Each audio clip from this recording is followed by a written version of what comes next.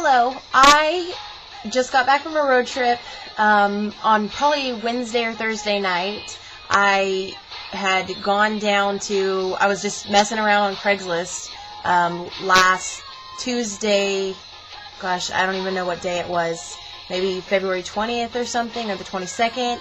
And I was just messing around on Craigslist, and I just was like, oh, what the hell, I'll just look at some jobs in Los Angeles, and I saw this barista position, and I was like, I have barista experience. So I just applied for it, just sent off my resume, didn't even look it over. Then I got a call back like 30 minutes later, and they wanted me to come down for an interview that Wednesday morning at 10 o'clock. And so I was like, yes, I can. And I'm thinking, did they not read where my address is? And so I went down. Well, I was laying in bed late at night, and I was going to leave for LA at 4 in the morning. And it takes me about 6 hours or so to get there, usually a little less, but I wanted to give myself some time. And I just couldn't sleep, so I thought, well, what the hell am I doing? I'm just going to drive right now. So I woke up at 1:30 in the morning, and I drove to Los Angeles, and a friend of mine lives in Pasadena, and he was like, well, call me when you get here and just come on over. So I got to Pasadena, and I got to his place and literally slept for like an hour, and then I woke up and I went to my interview, and it was interesting, and I wasn't really feeling the interview too much afterwards. I wasn't really feeling how they felt towards me, because everybody was an actress or an actor in the interview, and so I felt a little like they were like overwhelming. So, and then I was just sitting there at Starbucks on Ventura Boulevard, and I was like, I don't want to go home. I don't want to go home. I just want to be crazy and unpredictable and spontaneous and irresponsible and just drive. And so then I just drove, and when I was almost out of California, I texted my sister and I said I'll be home Friday, March 4th, because that's when I had to be back to work. And I drove, and I thought, well, if I'm going to drive, then I'm going to at least drive to see my family in Kansas. And then I have friends in Missouri, so I thought if I'm going to drive as far as Kansas, I might as well drive as far as Missouri. So I texted everybody up and said I was on my way. And I learned one very important thing, that people don't get out much. They don't do too many spontaneous things, because everybody thought I was absolutely nuts, and I thought that they were all nuts, that they thought I was nuts for doing it. And then, yeah, I spent a lot of money. I'm not really sure how much, because I don't even want to look. I didn't want to have to worry about it. I just wanted to live and be free and just drive, and that's exactly what I did. I drove actually 18 hours one day and then 16 hours another day.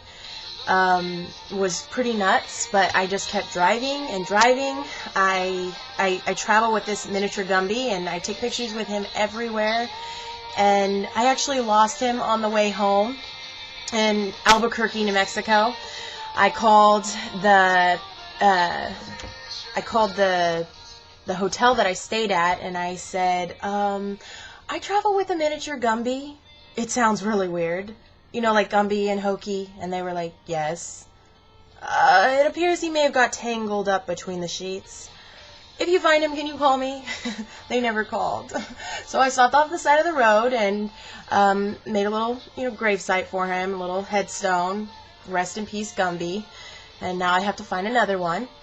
I got my first speeding ticket out on the road, actually in Yates Center, Kansas. What the hell?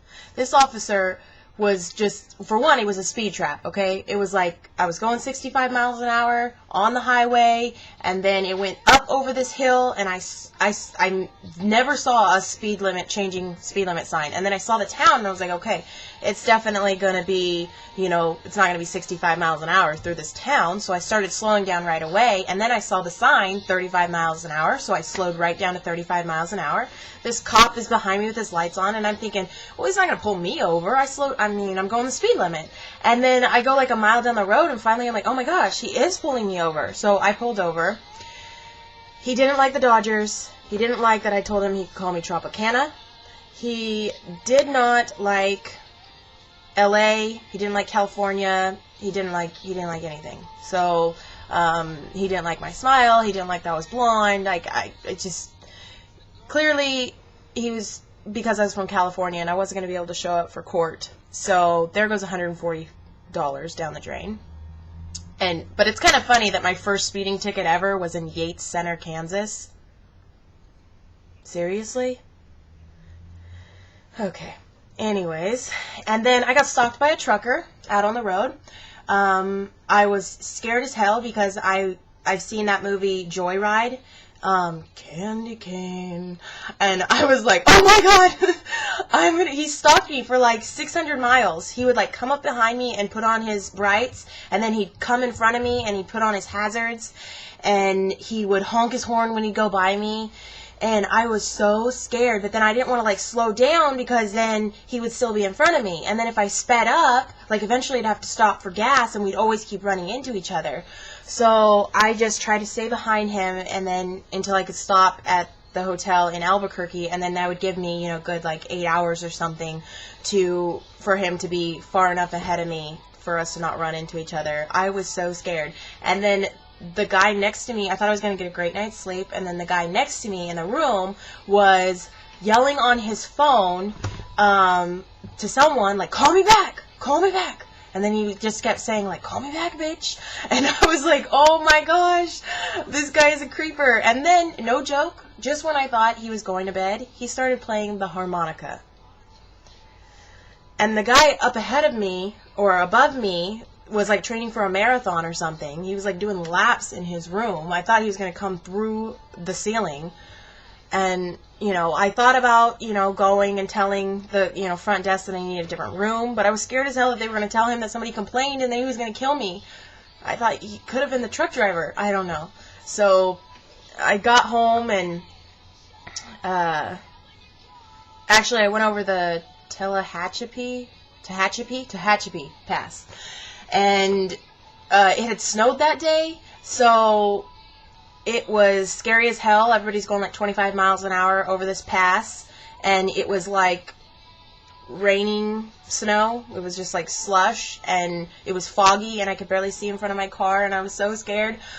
Oh my gosh, it was the most spontaneous thing I've ever done. It was so scary, but I got to spend, about 4 days between family and friends and making memories, and I met a lot of new people that I hadn't met before, and, I just had such a good time.